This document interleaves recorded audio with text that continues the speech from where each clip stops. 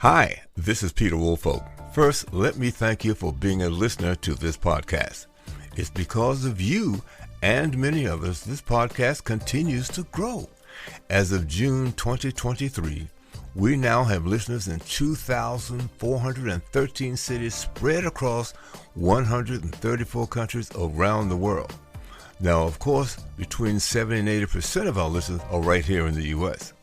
I want to continue to provide public relations information you can benefit from in your PR projects and programs. If you have an idea for an episode, please contact me. Several of our episode topics have actually come from our listeners, and in most cases, those listeners are also our guests to discuss that topic. You can reach me via our website, publicrelationsreviewpodcast.com, or our U.S. phone, 615-502-0473. I really appreciate your being a listener. So please share this podcast with your colleagues and leave us a review. Once again, we thank you so very, very much.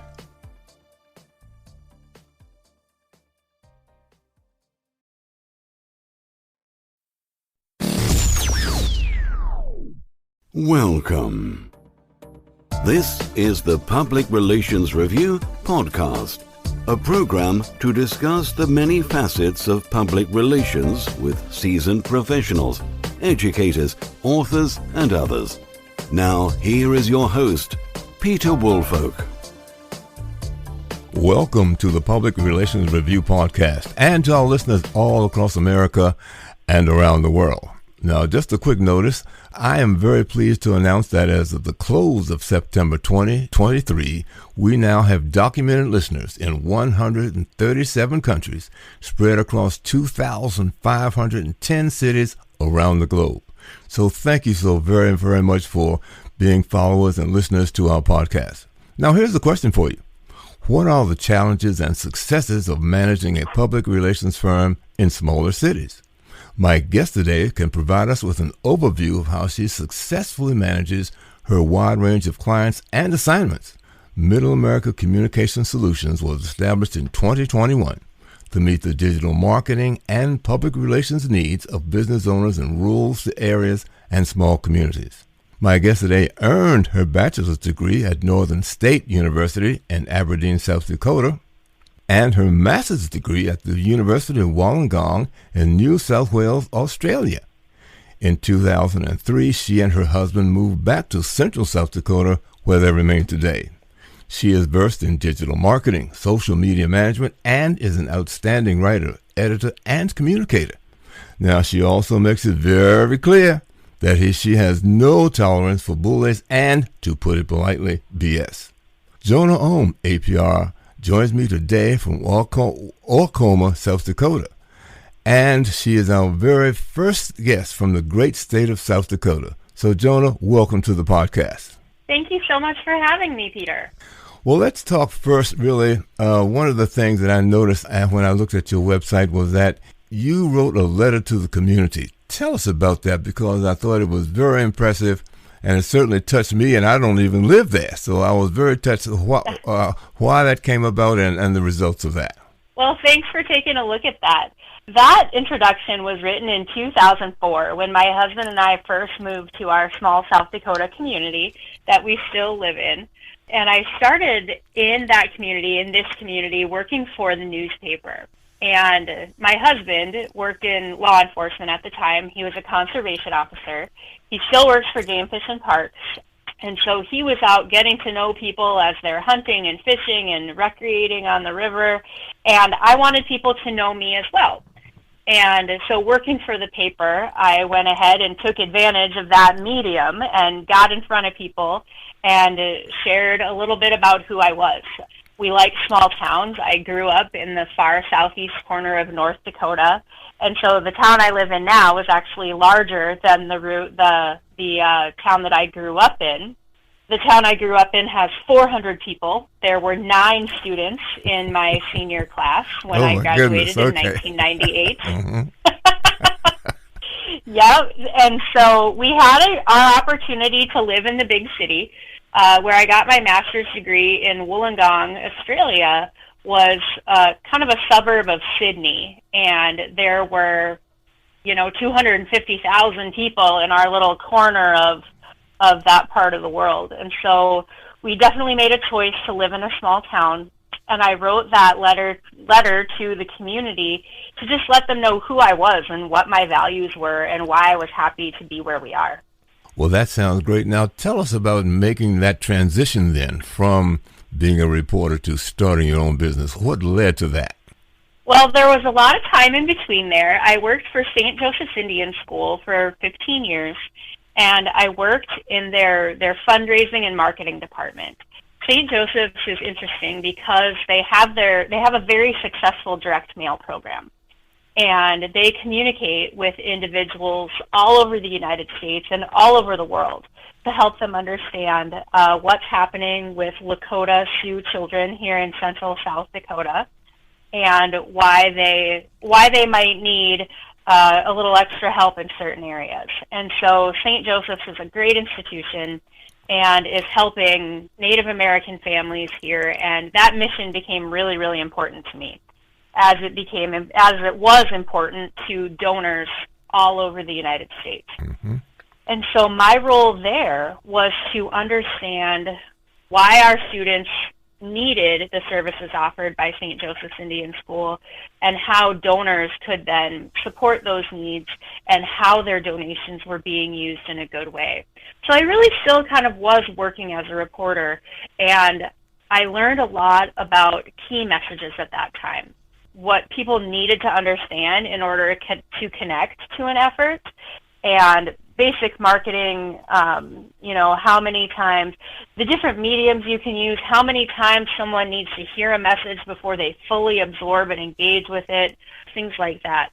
And it was also at that time at St. Joseph's Indian School that I became interested in public relations and became aware of the Public Relations Society of America and began the journey towards earning my APR. And so I learned a lot about fundraising, like I said, and then I got into PR. And after 15 years at St. Joseph's Indian School, I took an opportunity to work as a communications director for a state government organization. I worked for South Dakota Game Fish and Parks for a year and a half as their statewide communications director. And I learned that government wasn't where it was at for me. I was better at nonprofit work. I enjoyed a more benevolent agenda than politics, and I wanted to work in mission-oriented organizations and help those folks who were trying to get those kinds of messages out as opposed to state government. Mm-hmm. So that's when I became an independent practitioner. And so I brought all those skills from nonprofit and marketing and journalism and communicating clear messages and executing strategies and all my work in APR, and I've now brought that to my own independent firm. So I'm off and running since 2021, and it was the best decision I ever made. So who was your very first client once you had put up your shingle? That's a great story. So my first client was actually a gentleman who is my financial advisor as well. So I had quit my corporate job, and we went in. It was time for our annual meeting with him. So my husband and I went in to talk about our finances and our investments and our retirement plans. And we sat down at our desk, and he said, "So what's new?" And I said, "Well, I quit my job." And he about fell out of his chair. He said, "You what? You quit? Why didn't you call me?" And I said, "Well, it just happened about 2 weeks ago, but I'm starting my own business, and I'm gonna work in public relations." And he said, "Well, what does that mean?" And I said, "I'm gonna help people with social media." And he said, "I need to work with you. I need to work with you right now. I've been trying to figure out how to get my social media on track, and if this is what you're doing, I need to work with you." And I said, "Okay, well, let's plan a meeting." And that was the very first client I signed as an independent practitioner, and it grew from there. I started out doing a lot of social media for businesses in our community. Because we're such a small community, there's about 2,300 people where I live, and to give you some perspective, Peter, we are 70 miles from the nearest Walmart. Oh my heavens. That Yes. Yeah, that I think I was thinking my nearest Walmart is what 5 blocks away, but 70 miles. That's an eye opener. Uh-huh. And so we have 2 grocery stores. We have a hardware store. We have a great main street. We have a Dollar General. So we have access to all the things that we need. But if, a lot of people, Walmart is their weekly outing, right? And so I just find it interesting that we are 70 miles from our nearest Walmart. And so that usually gets people and helps them understand what kind of space exists in South Dakota. Mm-hmm. So that also impacts our news situation. And so we have a once weekly newspaper, and a lot of things happen in 6 days, from the day that paper is published to the day the next paper is ready to come out. There's writing that has to take place, there's editing, there's planning, there's printing that has to take place. And so our news cycle is not what you might call a 24-hour news cycle like a lot of folks are dealing with in public relations. Mm-hmm. So what are some of the other clients that you have? You mentioned your financial advisor. So what are some of the other clients that you have, let's say, acquired since you have actually launched your own firm? The range of them. Absolutely. So I've worked with Thrivent Financial. I have worked with our county state's attorney, and managing her social media and helping her get important information out to her constituents. I also have worked with her on some crisis management when big cases have come up and she's needed some media support and things like that. But one of the most surprising and delightful clients that I've started working with, and I'm actually working with several right now, are authors. So media coverage is great, and marketing is great, and corporate communication is great, but there are a lot of people who have stories to tell, both fiction and nonfiction. And so I've now had the pleasure of walking with 3 clients through their creation process, writing down their story, editing that, and walking them through the self-publishing process. So we've got 3 down. I've got a children's book that will be coming out later this month. No, I shouldn't say it's coming out later this month. We are embarking on the publishing process. So after we get that all sorted out and printed, that will be in the new year.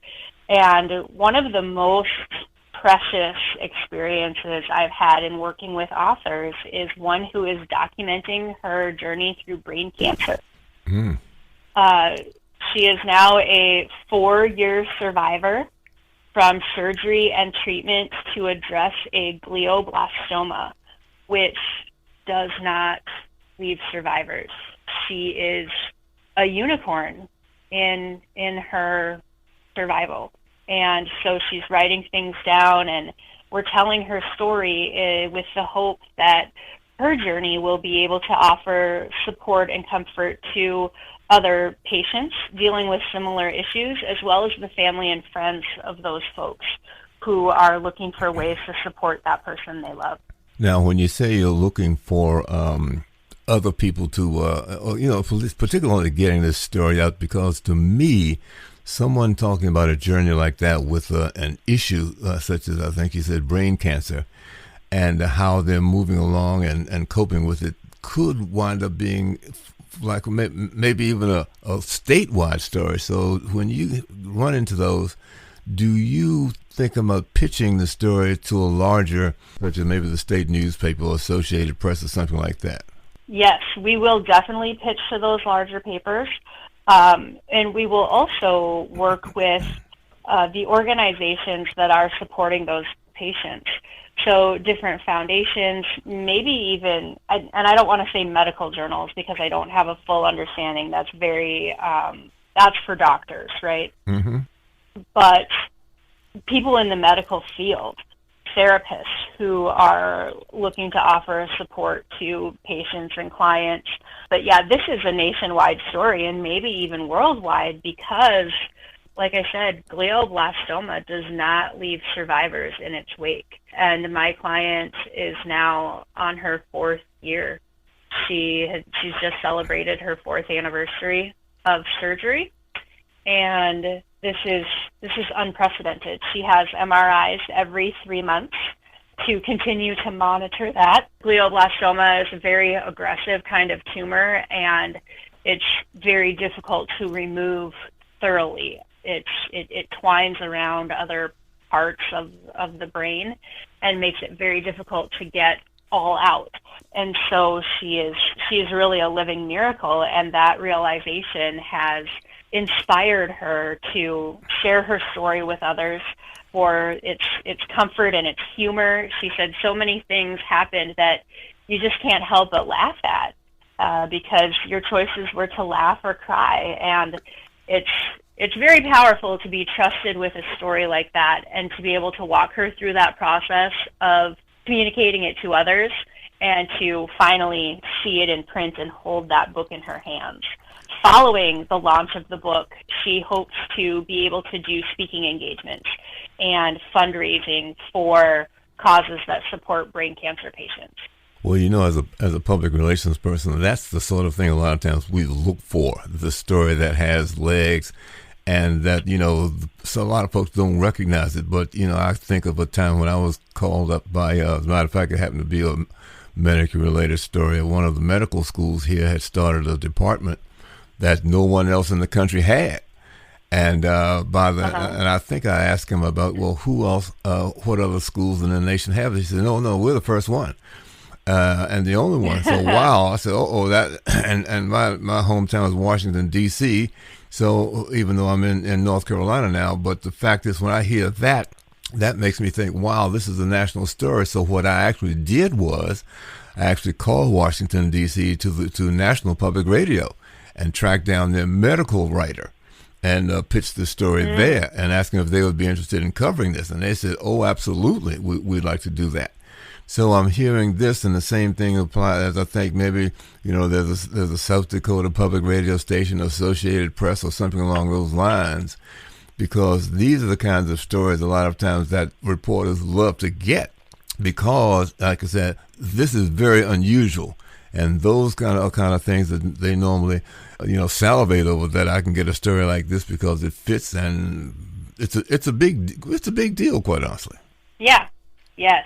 And it's incredibly exciting to have a story, like you said, with that kind of legs, that you know will apply to so many other people, and is filling a niche that's been very difficult to address, or no one has put their hand up yet to say, look, I have information about this. Mm-hmm. So I'm very much looking forward to getting to the end of this book. We're on track to finish all of her content before the end of the year, and are looking to get that published and launched next May during Brain Cancer Awareness Month. You know, and I think this would be an ideal time for you to, I'm not sure which area of the National Cancer Society. I would think that they would join forces with you in getting some national exposure on one of the morning TV shows and some of the other national media, New York Times, so forth and so on, to cover something like that. Yes. The prospects are really thrilling, and we're just starting to get to that strategic planning right now. My client is a little bit shy, and so the idea of the spotlight she's just warming up to. But this writing process has been very cathartic for her, mm-hmm. and I think being able to articulate some of those things, those stories that she experienced, and put them on paper to have them really become clear to people around her, I think has been really eye-opening, and I think that she is getting fully prepared to share her story on a much larger scale than she ever anticipated. So it's really thrilling to see her come along like that and say, yes, we're doing this, we're ready to talk about this. Well, you know, that's good to hear, because sometimes if you maybe just do local radio or something like that, it helps them become acclimated to, you know, what this media is like. And hey, wait a minute. And they'll say, well, wow, this is not as bad as I thought it was going to be. So then they're a bit more comfortable, and now you can begin to, I'm thinking, you know, as I listen to you talk about, you know, some of the morning talk shows that ladies listen to or watch every morning. that might be a great platform for them. And you know, you pitch them because producers are always looking for something to have on those shows, particularly if they're daily shows. So I think that you've got a heck of a launching platform for this particular client. Yes. So I mean, that one seems to be going particularly well. What are some of the more difficult clients you maybe had to deal with, or humps that you had to get over to convince somebody that perhaps public relations would be in their best interest, since you said a lot of folks might not have been familiar with the benefits of PR in a smaller community? Well, one of the things that I've learned about small businesses, both in operating one and in working with them, is that we, as business owners, we wear a lot of hats. So we're trying to manage our household and raise kids and do a job, but also manage the business in such a way that we continue to have a job. So we need to do, whether we do the accounting and bookwork ourselves or we hire someone to do that, it still requires some of our attention. We have to pass on the right paperwork. We have to pay the right taxes. We have to have awareness of so many things. And so I've had clients both who've said, this is just too much, I can't add one more thing, and maybe it also didn't fit into their budget, but I've also had clients who've been so grateful to just be able to let this one thing go. So they know that I'm managing their social media thoroughly, that I'm taking the photos, that I'm writing the copy, that I understand the messaging for their business, and they're able to just write that monthly check and know that it's handled.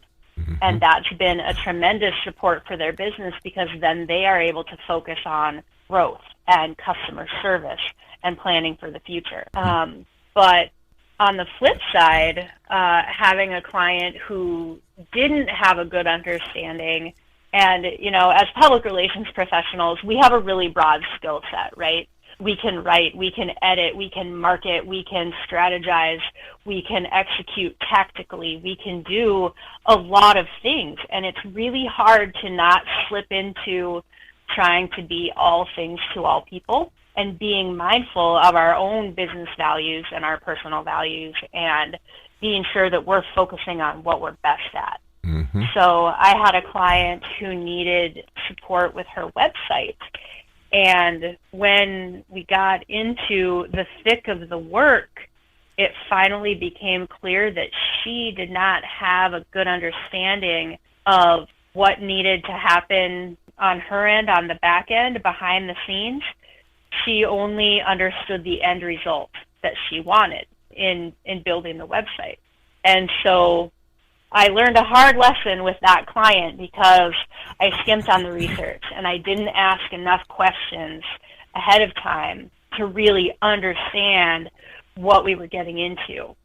And so we muddled through, and it was very stressful for everyone answering those questions, and our timeline was drug out. It took longer than we anticipated, and it was frustrating, and it took a lot of communication and a lot of meetings just to stay on the same page and be sure that she understood what difficulties we were facing as her public relations team, and we understood what difficulties she was facing as the business owner who was waiting for this technology to, you know, go out to her customers. And it was incredibly challenging, and we reached a satisfactory end. Everything is okay, but I still look back on that project and think, if I had had another $10,000 and 12 months, how I could have improved how that went. One of the other things that I noticed when I was looking at your website, that you actually wrote several speeches for some senior state officials. And how did that go, and how did that come about? Well, that was during my tenure at Game Fish and Parks. And so as their statewide communications director, I answered directly to the secretary of the department. And so as he was going to national conventions, he was often asked to be a keynote speaker or the MC.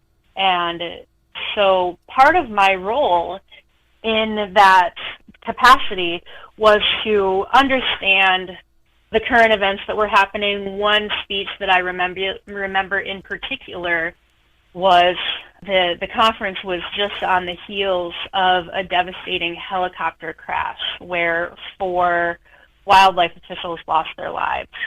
And so it was important to address that in that speech and take a moment to reflect on that tragedy. But then, of course, that was not the main purpose of that gathering. So to acknowledge, to respectfully give a moment to that, and then to address that we do have another agenda that we need to get to. And, also running that agency's social media and all of their publications, it was imperative that both the secretary of the department and the governor's office knew what messages were being communicated, that we were receiving information from them on what the governor's priorities were, and to coordinate all of that. So that was during my tenure at Game Fish and Parks, and I haven't written any official speeches yet in my independent practice, but that's certainly something that I enjoyed doing, observing those current events and seeing how they applied to the event at hand. Well, Jonah, you've certainly given us a very wide view of some of the things that you've been doing there in Orcoma, South Dakota. Is there anything we missed that you think that our listeners should know about? I just really want to drive home the joy of helping authors see their work in print. It's not something that I anticipated doing, and as I started my business, I had a pretty structured idea of what I thought would happen. And 2.5 years down the road, that's no longer what's happening. So I would just remind our listeners in their practice and in their daily work to be open to the possibilities. Experience is great, and it's awesome to have some projects under your belt and know what you want to happen, but to truly follow the data and to follow the clues that the universe and that your clients are giving you, you might just achieve something better than what you thought was going to happen if you are open to all of those cues and responses and being truly invested in the situation. So I am delighted and frankly surprised at the way my business has evolved over the last 2.5 years. And I just really hope that everyone doing this work finds the thing that they love, that makes them the most passionately involved and present for the work that they're doing with their clients. Well, Jonah, let me say thank you so very, very much for joining us today, and also for being our very first guest from the great state of South Dakota. Well, I really, really appreciate it. And I'm sure our listeners will appreciate listening to and appreciating the things that you've done and how you went about building your business to reach the pinnacles of success that you've done thus far. And I want to say thank you so much, because I've really enjoyed having you. It has been a pleasure. Great things are happening in my state. You have not heard the last from South Dakota, I promise you, Peter. Well, keep in touch, and if you've got some good things going, because I'm always looking for content for the podcast. No question about that. All right. Well, I've got some ideas for you, so I definitely will be in touch. Okay. Well, let me say thank you once again, and to my listeners, let me say thank you for being our listeners. As I mentioned to you, that we continually grow, and the fact that we've become global now is a surprise. It's nothing that we actually worked at, but it must speak highly of the content of the show, and that we've been at this for nearly 5 years now. So thank you so very much for being our listener, and also share this with your colleagues and let them know about the Public Relations Review Podcast, and also join us for the very next edition of the Public Relations Review Podcast. Thanks. This podcast is produced by Communication Strategies, an award-winning public relations and public affairs firm headquartered in Nashville, Tennessee. Thank you for joining us.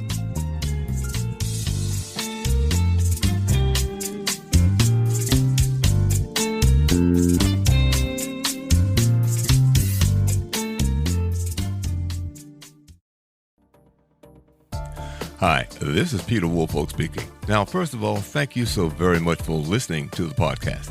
Now, I am very excited to let you know that the podcast is now available on Amazon Alexa. You know the drill. Simply say, Alexa, play Public Relations Review Podcast, and she'll take it from there. And again, thank you for listening. And if you enjoy the program, please become a subscriber. Now, on to the podcast.